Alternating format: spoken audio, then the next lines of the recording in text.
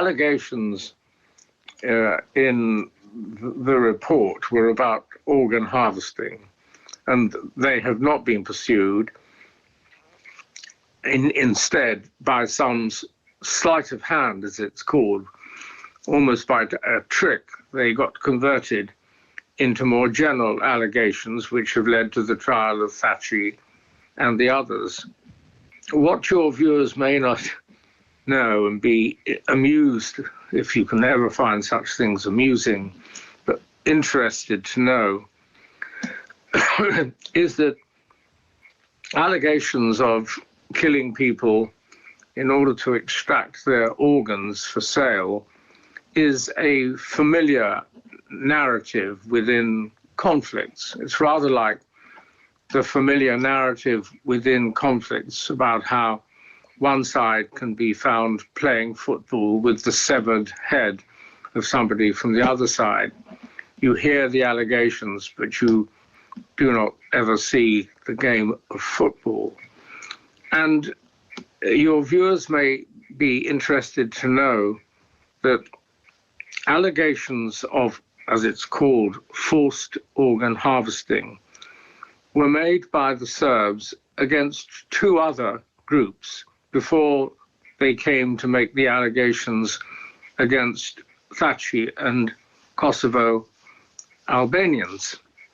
And having told you that much, it will perhaps come as less of a surprise to know that the allegations were made, and in the following order.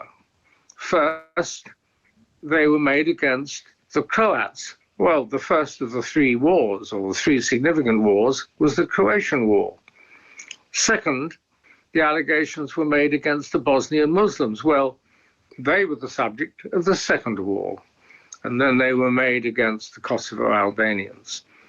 In none of those cases has any allegation been shown to have any substance. There was an entirely separate allegation and indeed trial about harvesting of kidneys, where of course people can actually be relieved of one of their kidneys for money because you can function on only the other one. And this trial was much more to do with business of that sort. It had nothing to do with the allegations against Thatcher, against whom on this topic there is no evidence. Felt from the beginning that it was likely to be a court created for oblique purposes. And then there came a time when I was employed to do some work to prepare Kosovo better to deal with what was happening or likely to happen at the court. And that work lasted for a year or so and only ended when the Kosovo government, I'm afraid not unsurprisingly, simply was unable to do what it had intended to do. And I had to bring that employment to a conclusion because there was no point in my doing otherwise. And so, and I was there with a colleague working on that, but I was the lead. And it's very important that without lingering over it, without letting it affect or poison your thinking today, this history has to be told correctly, including explaining what, or finding out and then explaining what the political pressure was to create the court. And if there are things to be said about its processes and the trial outcomes, then that can be dealt with there. That reinforces my suggestion that the first part, the hangover, the cloud of the court, the special chamber rather, has to be properly documented and explained rigorously so there can be no doubt about it. But that now is the time to be looking forward. And the reason I tell you this at great length, or your viewers at great length, is I had no interest and have no interest in the particular cases.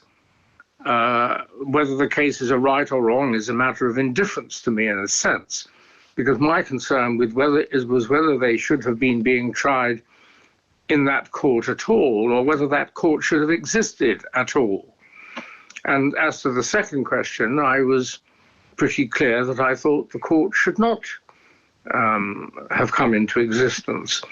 The government asked me on 2 occasions to assist with a negotiation, once with the European Union over the statute of the court, and once, in each case, as a subordinate to someone from the government or someone employed by the government, and on the second occasion to deal with what's called the host state agreement between Kosovo and the Netherlands for situating the court where it is. I think it would have been very difficult to foresee that any other tribunal could be created, given that the crimes alleged in any other tribunal might have been dealt with at the Hague Court, the ICTY, International Criminal Tribunal for the former Yugoslavia.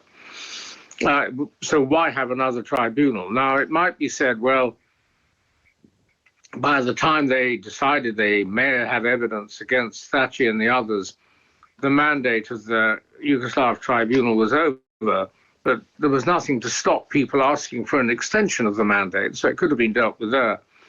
But the other thing I think that would have struck any lawyer as improbable in the extreme was that a tribunal should be set up which would only try one side of what is thought by some to be an ethnically division, a conflict reflecting ethnic division. Why just the Kosovo Albanians?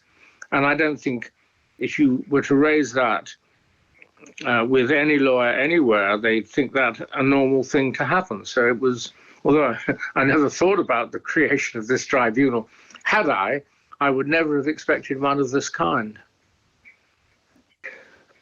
I don't think I would be alone if I answered that question. Yes, we know that your then President, Yagaga, and your representatives in your parliamentary assembly were all placed under the maximum possible pressure, I think from America, but possibly also from the European Union, to agree to the establishment of this court. It wasn't, as I understand it, but you must go and make your own researches to correct me if I'm wrong. It wasn't in any sense a free vote. It was a vote dealt with under huge pressure. And that alone might suggest that there was a bleak political motivation in the creation of the court. Nothing has emerged since to change my view that there was indeed a political purpose behind what was being done, reflected in all the strange features of the special chamber, of which you know and have, between us, we've mentioned, including the fact that it was trial of one side only and that it was built on an empty report by the late Senator Dick Marty and so